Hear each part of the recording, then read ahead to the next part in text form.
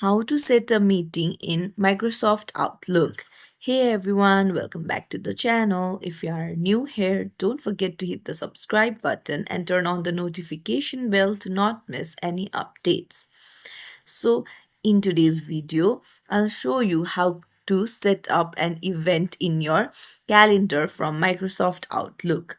So, let's dive right in.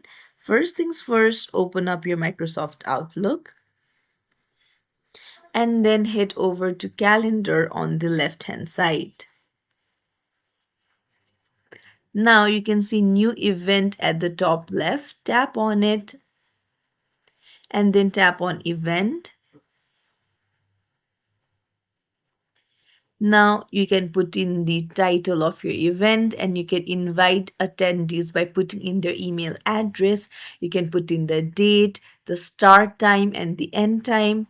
And then you can even toggle on all day if the meeting will go on all day. And then you can even put in notes here if you want to for the invitees. For the attendees. And that's it. It's as simple as that. You just need to hit save. If you found this tutorial helpful, don't forget to like and subscribe to our channel for more tips and tricks. Thank you for watching. See you in the next video, everyone.